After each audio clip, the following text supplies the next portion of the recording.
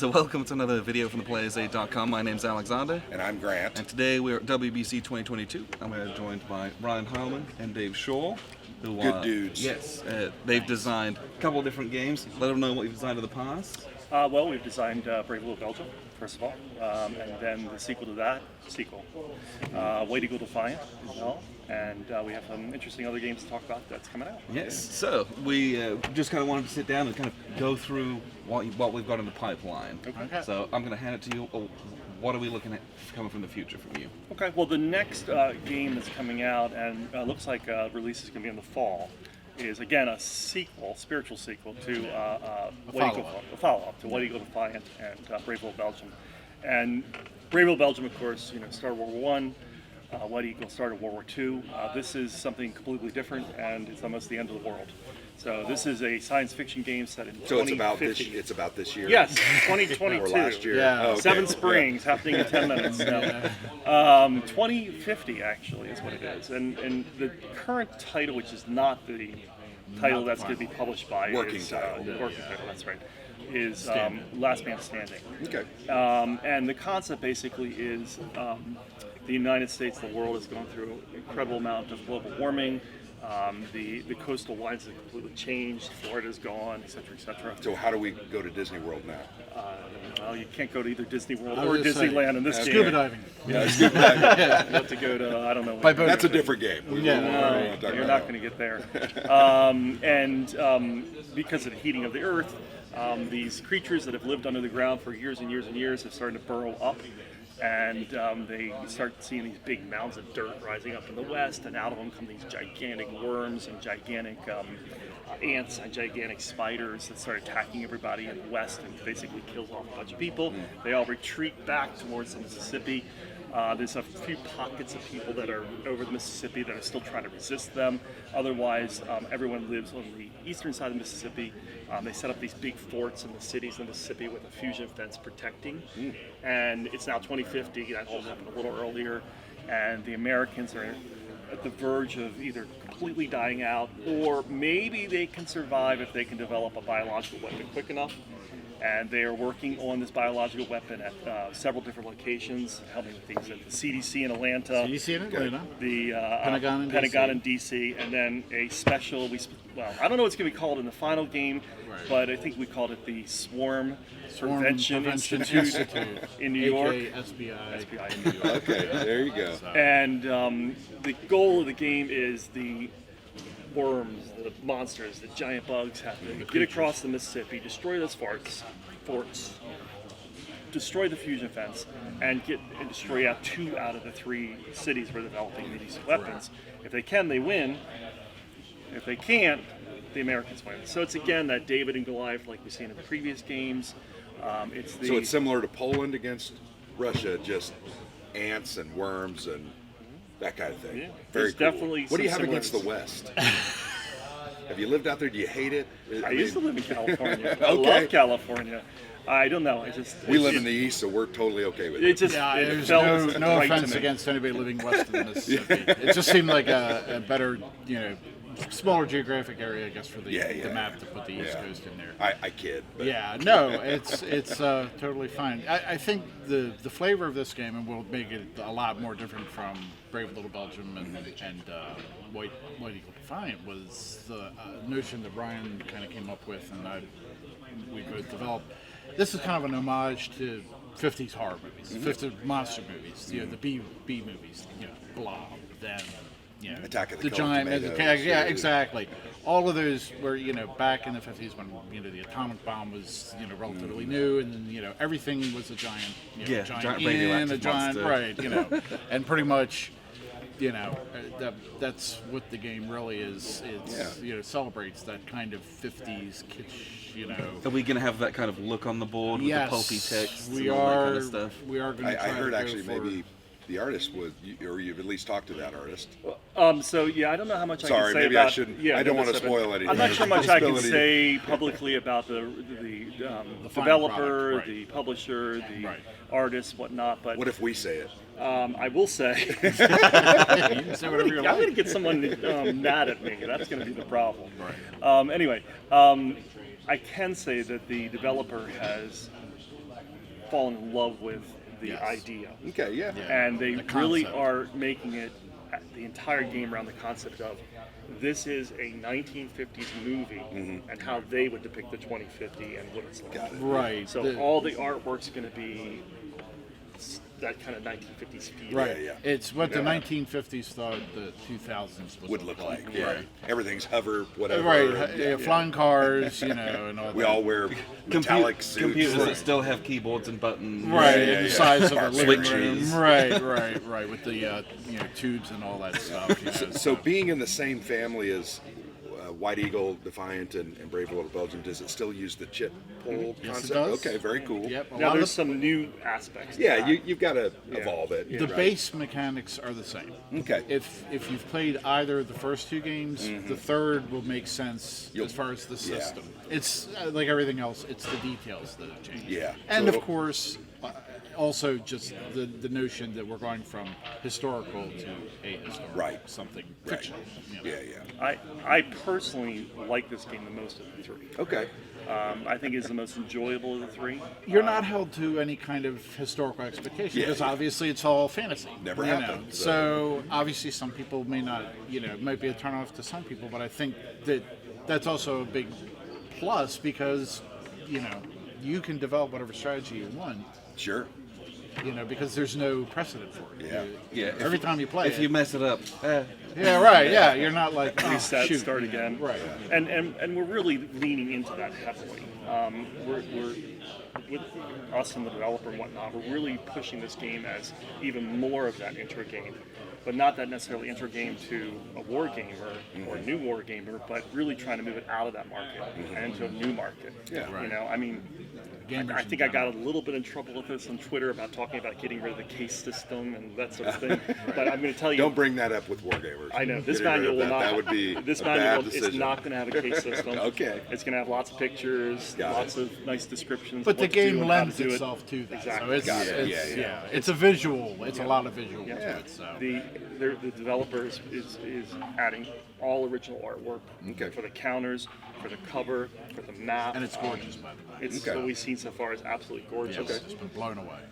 And we're just as soon as the cover is done, I know that the publisher or developer is going to then release it with the name and everything. Okay. So that we'll know. So are we talking horizon of 6 months, 8 months, 10 months? Well, 2 days. Technically, it was supposed we to have it be right now. done by WBC. Okay. Yeah. But the artwork has taken a while. Got it. But I understand they're getting near completion of the artwork. Okay. So everything else is done and ready to But go. I think there's, because the delay though has been okay with us because I think that's because they want to get it just. The Yeah, way, oh, yeah. And I'm fine with that. Because if it's going to turn out as, if what we've seen so far is what the final product's going to look like, Yeah. it will have been worth waiting all that time. Yeah. So, I'm saying fall right now. Okay. yeah, that's I don't think it's going to be winter. hopefully by end of year. But No, it's gonna be I earlier. think by They have fall. other things tied up for the end of the year. Yeah. Something to look forward to. What's it called one more time? Right now, the working title is Last Man Last Man Standing. Standing. And Last Man I think the final title has the word bug in it someplace, doesn't it? It's again like a 50s Maybe giant bug. I was just say like a 50s horror movie. It's one of those long. I think it's bug definitely shows up in it. Yeah. So, but it's The giant bugs from West Omaha or something like that. right. There The you go. creature that came from Mississippi. Yeah. Yeah. No, but Let them know that's a new title. Yeah, it's hopefully it'll be a lot of fun, and Okay. I think people that may not ordinarily play a non-historical game, hopefully will see this and think, well, I really like the system from Belgium and Poland. Yeah. Let me give it a try. And then the reverse, if somebody who plays this, who's not a wargamer, sees this and says, hey, are there any other games like this? It's like, well, here's Open up Brave a Little whole Belgium. catalog. You already know the rules. So There it's you kind go. of like almost like a gateway for both sides. Yeah, For yeah. somebody who's not a war gamer, hey, here's what and then for someone who is, it's like, hey, you can enjoy a game that's not based on a historical event. And hopefully, if we can get both groups of gamers, then mission accomplished. Yeah. And I just thought of something. With Alex here, we might have to change the game.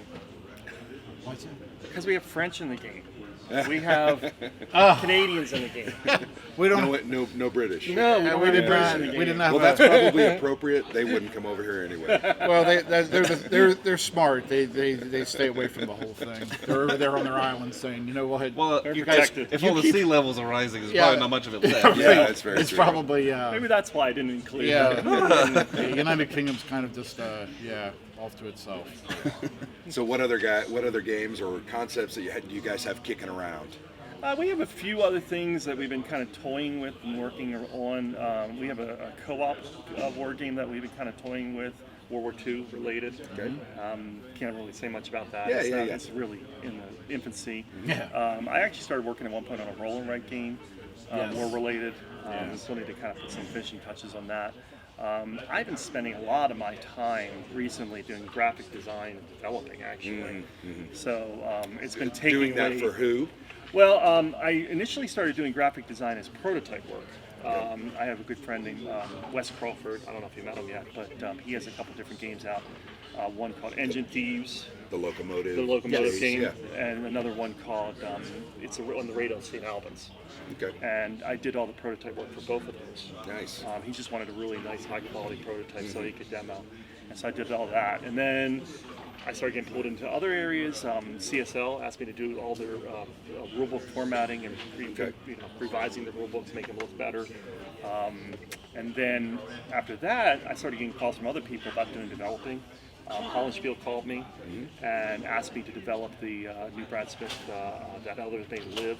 He's the guy that did NATO Air Commander. Yeah, that's kind of the follow-up. Yeah, to- that looks very good. Yeah, it's a Vietnam combat search and rescue type game, Yeah, that and we've been doing a lot of play testing with it and just kind of getting it to the right feel. And that's looking like a fallish release, maybe a little later, maybe. And that's later. with Hollenspiel. Yep. Okay. And then Steve Jones over at Blue Panther then contacted me, and he has a whole backlog of games that he has the rights to. Plus, he wants to get really back into publishing again. Yeah. And so he contacted me about developing some of their games. So we picked one of the old Schutz games done by Bill Mullen, Bill. And it's a French and Indian war game called Struggle for New France. Did a very minor little rewrite of the rules, just kind of cleaning things up, making it a little tighter. Nothing Yeah. major, but we're all new map, all new cover, all new counters, all new cards, Yeah. et cetera, et cetera. We saw those yesterday. They look Yes, very that good. looked very nice. They look gorgeous. Yeah. So we're the, doing the that. cover on the right is the one that we like. Not the horse one. Well, that's what I like. Yeah. So Tim Allen did the cover and the map, and then I've been doing all the graphic design, Okay. counters, player aids, rule book, everything else. So I've been getting more into that area as well. Busy guy. And now I'm even kind of the person that people come to when they're interested in having something published. Nice. So I'm meeting today with a couple people to look at their games. And, Well, you have published games, right? You've gone through it. You know some of the, maybe not experts on it. You've done 2 games, but you can give a lot of guidance to new, aspiring young designers. I think that's great. Yeah, I enjoy that aspect of it. It's a little different than coming with your own unique idea and taking it to the developer and whatnot. Most of the time when we've designed games, they were pretty finished, fairly play tested. We gave them over to the publisher. There wasn't much to change we to got do. The new game was a little bit of an exception. Yeah. They did come back with some feedback and said, hey, maybe add in this and this and this and this. And it was More ants, wonderful. more worms. Oh, no, they wanted the French in there and they wanted the Canadians. Oh, come on. So I added a little bit of that, which made it even much better. Yeah, game. actually, it was Got an it. extremely helpful suggestion. Yeah. But I've seen that end of it, and That's now I'm cool. working with these people to polish their Yeah, I games think that's and great. get them to be even a little bit better. I'm definitely one that leans more towards simplification, not thinking too fiddly. Comes across too fiddly. No, I don't really care for that. Yeah. Let's make it a fun game. I don't care if it takes 5 hours, but I want to make it a fun game that when people play, they're not going, I don't like this. Yeah, I never want to how play does this again. work? you Yeah. know? Not a lot of rule book, know. flipping and stuff. Yeah, like a real clear, neat, easy to understand, and let's get in and play this game. And there's great companies that do that, and that's what we're trying to kind of model with what we're doing with Blue Panther. I think he might join me on some of it. Yeah. Because he's a copy editor by trade. I was going to say I do have an editing background, so like Ryan, I think for me the design part's fun, but I think getting someone else's design and kind of helping them guide along is much more interesting. I think just because you come up with your own ideas, but it's always fun to see what other people come up with and then say, well, how do you take this and make it better or make it workable? And we're going to see a game today that I'm very interested in, and it'll be a lot of fun just taking it and seeing where it goes with it. Yeah. So it's it's fun being on both sides.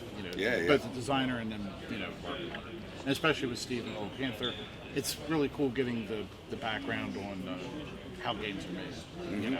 It's like most of us just get a box, open it up, and play the game. Right. That box didn't just appear out of nowhere. Somebody actually had to do some work.